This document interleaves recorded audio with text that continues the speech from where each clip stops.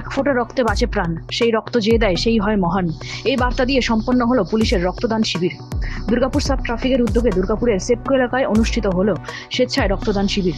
উদ্বোধন করেন DC traffic VG Satish Pasumarthi এবং এসিপি ট্রাফিক রাজকুমার মালাকার। প্রায় 60 জন রক্তদাতা রক্তদান করেন। দুর্গাপুর মহকুমা হাসপাতাল ব্লাড সেন্টার রক্ত সংগ্রহ করে। দুর্গাপুর মহকুমা ভলেন্টিয়ারি ব্লাড ডোনার্স ফোরামের স্বেচ্ছাসেবীরা শিবির পরিচালনায় সাহায্য করেন।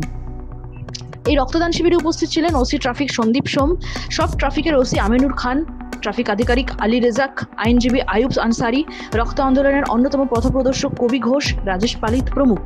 ডিসি বলেন, ট্রাফিক ব্যবস্থা সামলানোর পাশাপাশি আমরা সামাজিক কাজও করে থাকি।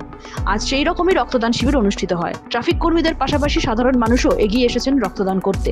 পথ দুর্ঘটনা রুখতেও লাগাতার বার্তা দিচ্ছি আমরা। আজকে দুর্গাপুর সাব ট্রাফিকের উদ্যোগে আমরা একটা ব্লাড ডোনেশন ক্যাম্প করেছি।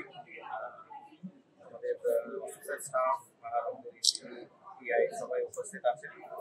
আর আজকে প্রায় 60টা ব্লাড ইউনিট আমরা ডোনেট করেছি। দুর্গাপুর হসপিটাল থেকে ব্লাড ব্যাংক আছে, ডক্টর স্টাফ সবাই এসেছেন। আর বাকি যারা আছে ব্লাড ডোনেট করেছে সবাইকে ধন্যবাদ। এটা কি স্যার জেলা জুড়েই চলছে?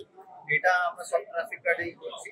আর আজকে ট্রাফিক গার্ড করছি, সব জায়গাতেই এটা হচ্ছে। স্যার আরেকটা আপনি কথা বলেন যে হেলমেট পরার ব্যাপারটা এবং ড্রিঙ্ক করে, কিন্তু এই অ্যাওয়ারনেসটা আপনারা মাঝে মাঝে অ্যাওয়ারনেসে করার জন্য হেলমেট প্রদান করেন, কিন্তু স্কুল কলেজে এই অ্যাওয়ারনেসটা হয়? আমরা সেফ যে ট্রাফিক ডিপার্টমেন্টের উদ্যোগ আছে, তবে আমরা সব স্কুল কলেজে যাই, সেখানে আমরা যাই।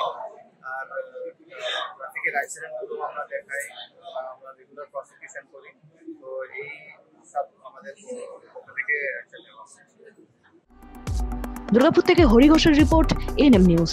আরও খবরের আপডেট পেতে সাবস্ক্রাইব করুন আমাদের ইউটিউব চ্যানেলটি আর বেল আইকনে ক্লিক করুন নোটিফিকেশনস পেতে।